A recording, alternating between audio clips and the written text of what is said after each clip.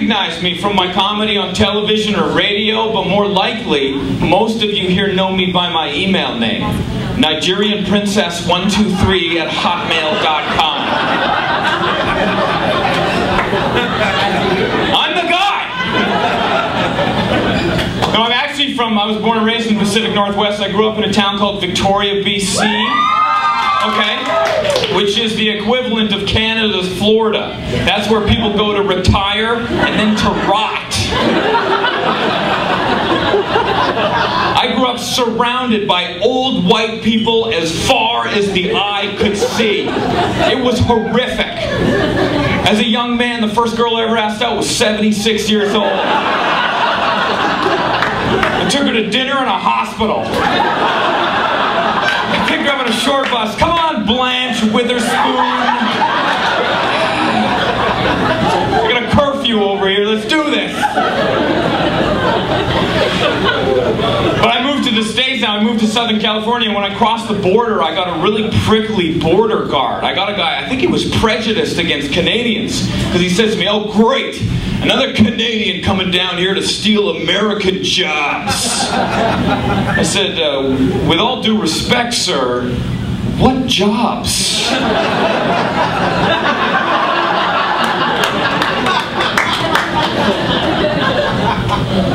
I was never good at jobs. I had a guy in an interview one time, he asked me, he goes, "What would you do if someone came into the store and pulled a knife on you?" I said, "That's an easy one.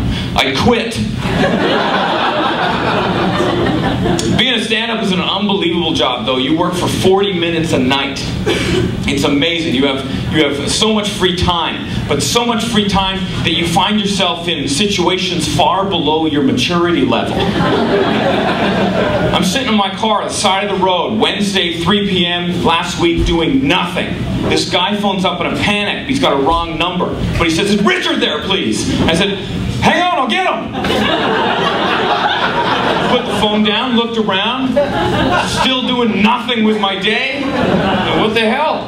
"Richard speaking." He goes, "Richard, it's Tom." I said, "Oh, hi, Tom." And he goes, "Listen, did you get the documents I sent you? I sent you a FedEx. I need you to sign those papers, get them back to me by the end of the day. It's imperative we get them to the lawyer by the end of the day." And I said, "Tom, do not worry about your documents. I have them right here in front of me." And at this point, I think he might go, "Richard, is that you?" "No idea." He goes, "Well, good. Will you sign those papers, get them back to me by the end of the day?" And I said, "Tom, I just decided I'm not signing anything."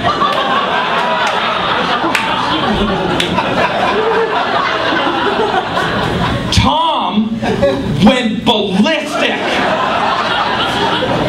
"You signed those papers, Richard. I'm going to come down there. I'm going to box your ears, you son of a bitch. I got kids to feed. How dare you screw me on this deal?" He starts verbally attacking me. Now, I know that I'm not Richard. Okay? But if somebody attacks you in life, you stand up for yourself. It's 2010.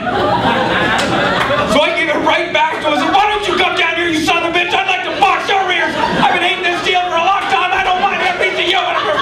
Going back and forth, and it's heated in his argument. At one point, he insults my wife, which, unbeknownst to me, has a severe obesity problem.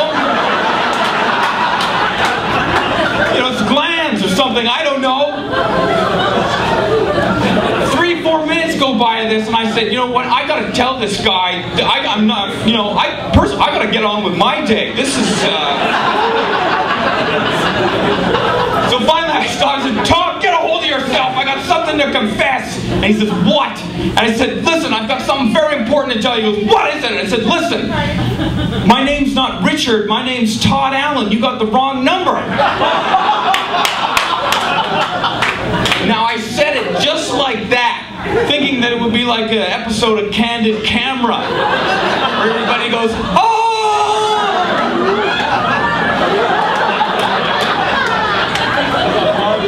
Tom went ballistic again. "What the heck is wrong with you, Todd Allen? What kind of person doesn't tell another person that they got the wrong number?" So, well, I'm 31 years old. I have very little to do during the day. I saw an opportunity and I guess I took it. He goes, you should have told me it was the wrong number right off the top. I'm running a business here. You should have told me. I said, hang on a second, pal. You should have dialed the right number. This isn't my fault, you son of a... Furious. He goes, I'm gonna find you, pal. I said, why don't you send me an email? Nigerian princess 1, 2, 3.